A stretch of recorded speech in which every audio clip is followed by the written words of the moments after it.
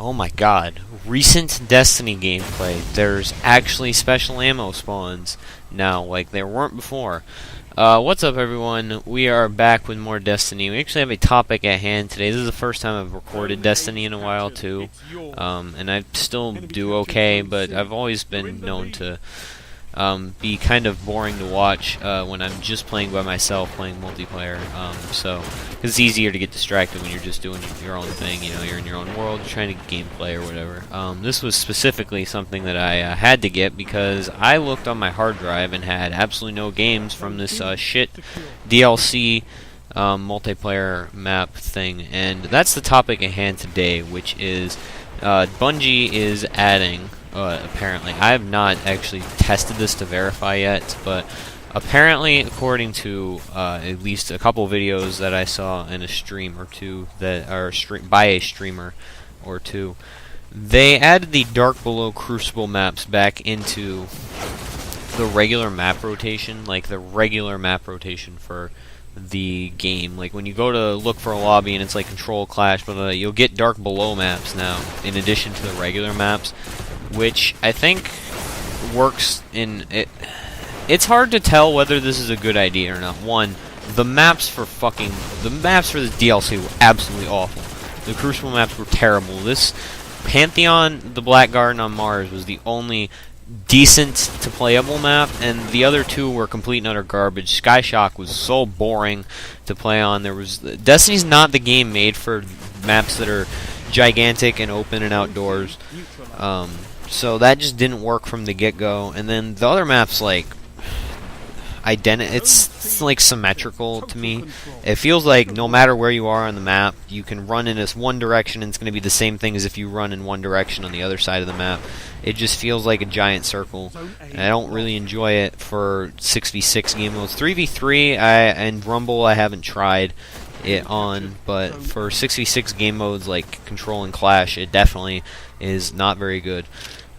And these maps from the beginning I knew weren't going to be very good when the Dark Below DLC came out, and I don't think that they should be they shouldn't let. I understand the viewpoint of you'd have to have 3 playlists if someone was to say, you know, buy the new DLC but not already have the Dark Below. You'd have to have another playlist so they could play the House of Wolves maps, but not the Dark Below maps. So you'd have to make another DLC playlist, and then you have to find somewhere to put it, and it's just a mess. It'd end up being a mess. And so I get the viewpoint from that. However, I feel like this invalidates the purchases of all of the people who bought the DLC for the PvP content, which one, I feel very sorry for you. I was one of those people. I have almost no interest in raiding. It's way too time consuming, and I can't spend too much time focusing on specific games for the most part. There's a few exceptions to that. Destiny is not one of those exceptions because the game does not have enough base content to keep me entertained for long periods of time.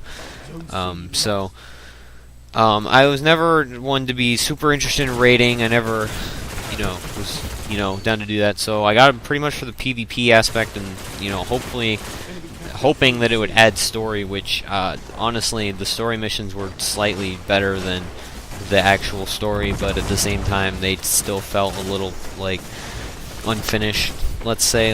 That's what I feel about the entire story, anyway. So, I just feel like adding these maps into the playlist, although seems like a good idea from the standpoint of, oh, now everyone can play these maps. We don't have to have a new playlist just for Dark Below maps. Not that anyone would want to play that playlist of just Dark Below maps anyway. And matchmaking is going to be a lot easier. Yeah, those are benefits. I feel like the drawbacks are all more severe, though. For instance, poor map quality. The maps now, the multiplayer maps are not very good anyway. There's not any maps that jump off the page to me. There's a couple that are cool to play on, like when I actually get them, like the Mercury map, the Burning Shrine, it's pretty fun to play, and I like Shores of Time on Venus a lot.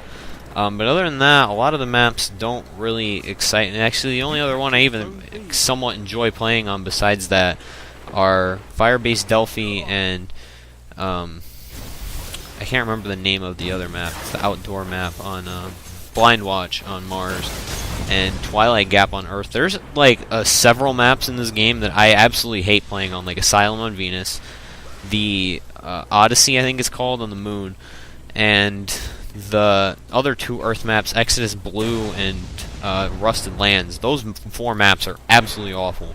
And now you end up with a situation where before, I personally enjoyed 5 maps. I didn't enjoy 4, and now you're putting more bad maps into the rotation.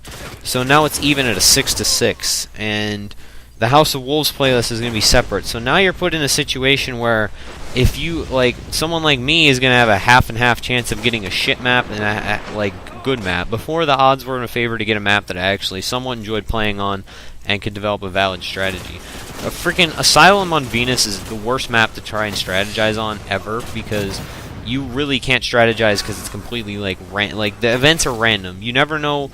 Sometimes people camp in the middle or not. Like, it's a strange map to play on because you'll never find the same kind of things happening twice.